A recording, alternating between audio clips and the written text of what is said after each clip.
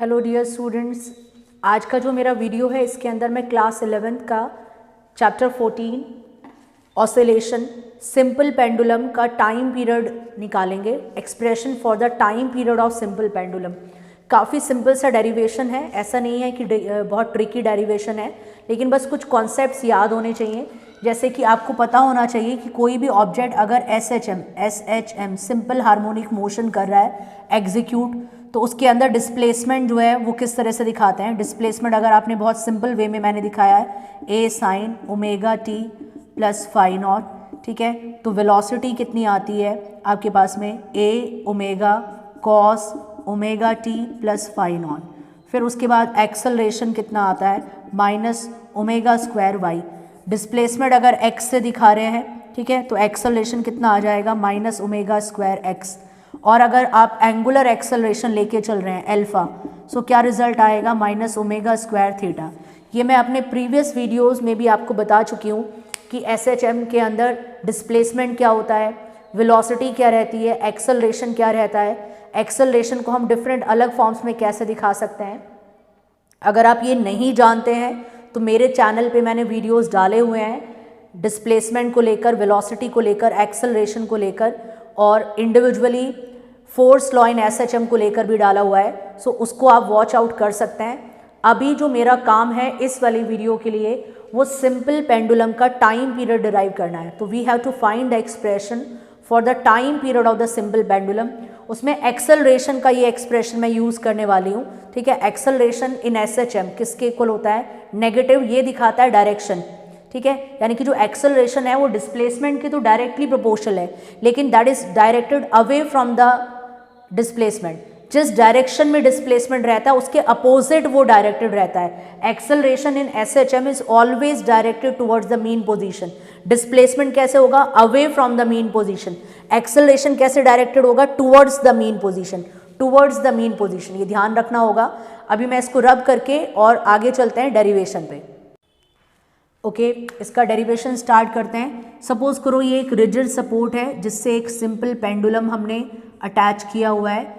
Effective length of the simple pendulum to the centre of the bob लिया जाएगा। So this is effective length of the simple pendulum.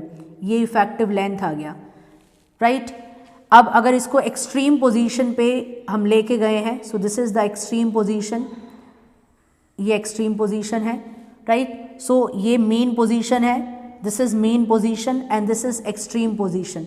सो ये जो arc length जिसको कह सकते हैं कि पूरा सर्कुलर मोशन अगर एग्जीक्यूट करता है यूनिफॉर्म, तो इसको दिखा दिया मैंने एक्स से कि डिस्टेंस जो है ये एक्स रिप्रेजेंट हो रहा है। वेट किसी भी ऑब्जेक्ट का वर्टिकली डाउनवर्ड काम करता है जहाँ ग्रेविटी रोल प्ले करती है, तो वेट जो है इसका एक्सट्रीम पोजीशन पे वर्टिकली डाउनवर्ड काम कर रहा है, राइट। ये एंगल मैंने यहाँ पे थीटा ले लिया।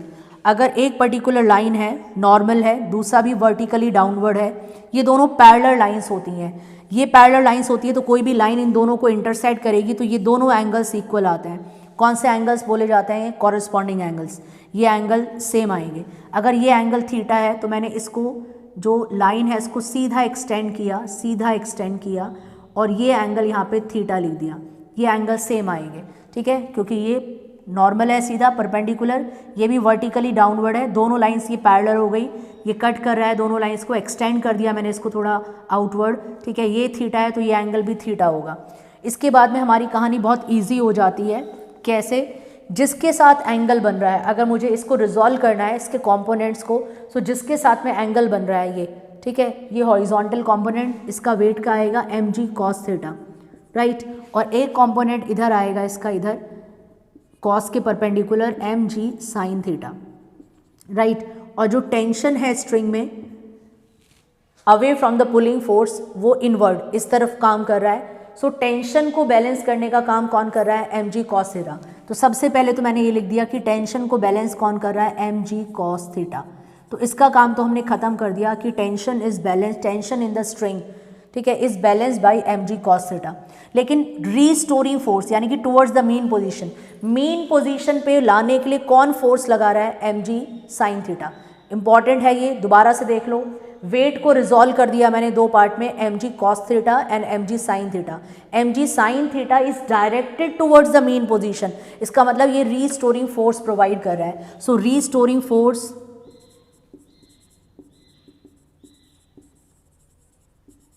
कौन प्रोवाइड कर रहा है? mg sin थीटा, और नेगेटिव आ रहा है क्योंकि डिस्प्लेसमेंट के हमेशा अपोजिट रहता है वो, ठीक है। तो रीस्टोरिंग फोर्स नेगेटिव दिखाता है, माइनस mg sin थीटा। अगर एंगल को वेरी स्मॉल कंसिडर कर लिया जाए, ठीक है, डेरिवेशन को इजी करने के लिए एंगल को साइन थीटा को मैंने स्मॉल ले लिया और अप्रॉक्सीमेटली सिर्फ थीटा लेट कर लिया। सो जो रीस्टोरिंग फोर्स है वो किसके इक्वल आ जाएगा? mg into theta.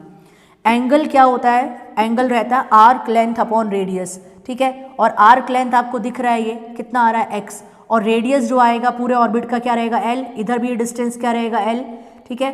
और पूरा अगर इसको यूनिफॉर्म सर्कुलर मोशन की फॉर्म में दिखाएं एक ऑसिलेशन को, तो रेडियस कितना है? l, effective length of the pendulum from the attached end to the centre of the bob, right. तो एंगल होता है आर्क लेंथ, आर्क लेंथ ये वाला डिस्टेंस कितना दिखाया? x, और रेडियस कितना है आपके पास में? l। तो एंगल की वैल्यू क्या आ गई? x अपॉन l, यहाँ सब्सिट्यूट कर देंगे तो फोर्स कितना आ जाएगा? Force will be minus mg, थीटा की प्लेस पे आ गया x अपॉन l, राइट। तो force is equals to, okay sorry, force की जगह हम एक और फॉर्मूला यूज़ करते हैं। फोर्स किसके इक्वल होता है? अगर हम न्यूटन का सेकेंड लॉ लगाएं, force is equals to mass into acceleration.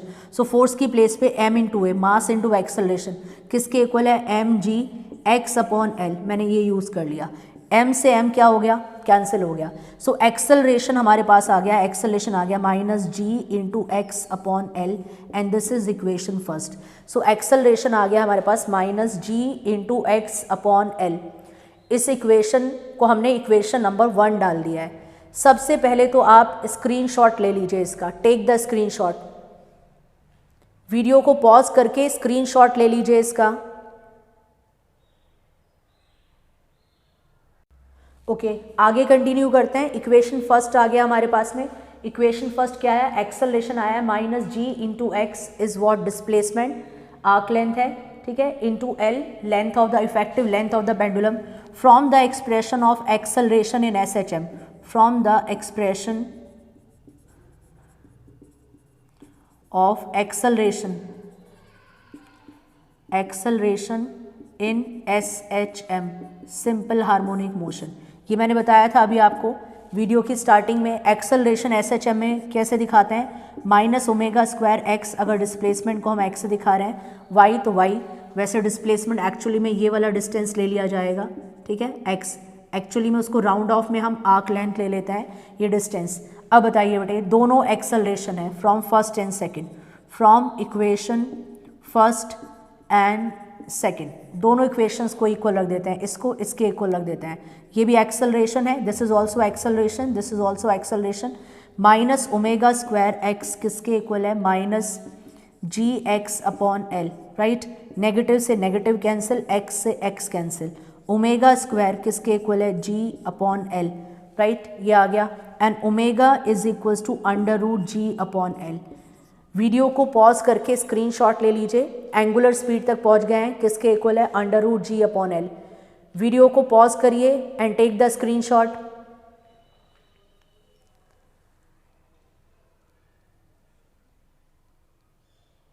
Okay, आगे कंटिन्यू करते हैं। जो ओमेगा रहता है वो रहता है angular speed, change in angle upon change in time.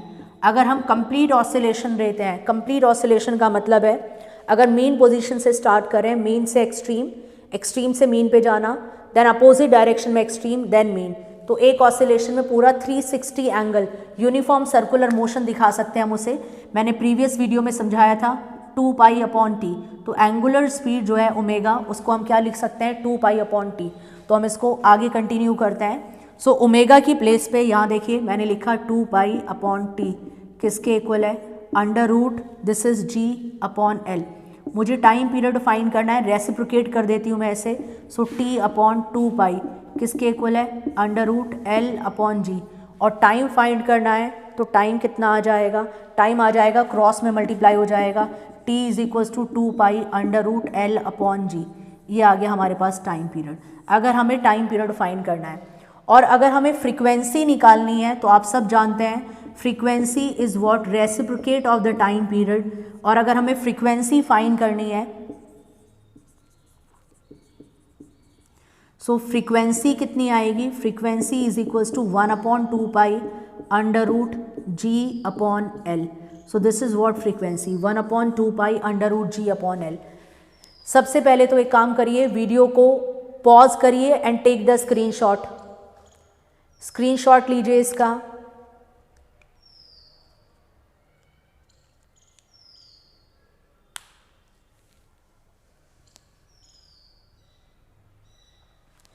Hopefully बेटे आपको ये डेरिवेशन समझ आया होगा, टाइम पीरियड और simple pendulum. In a very similar way next video में मैं आपको spring combinations, series combination and parallel combination, अगर हम एक से ज़्यादा स्प्रिंग्स को कनेक्ट करते हैं, उनको सीरीज में कनेक्ट करते हैं और पैरेलल में कनेक्ट करते हैं, तो उनके टाइम पीरियड जो है उनके ऑसिलेशंस के फॉर द स्प्रिंग कॉम्बिनेशन क्या आएंगे, ये मैं अपलोड करने वाली हूँ बहुत ही जल्दी आपके लिए। और वहाँ से आप उसको पूरा लिख लेंगे। आप स्क्रीनशॉट ले लिया करें पूरा वीडियो को पॉज करके, उसके बाद में अपने नोट्स मेंटेन कर लें। बहुत इजी तरीके से मैंने समझाया है आपको एंड होपफुली ये क्लियर हुआ होगा। और अगर आपको समझ में आया है, please do like my video, ठीक है, and also subscribe the channel अगर अभी तक आपने सब्सक्राइब नहीं किया है। Thank you for watching this video.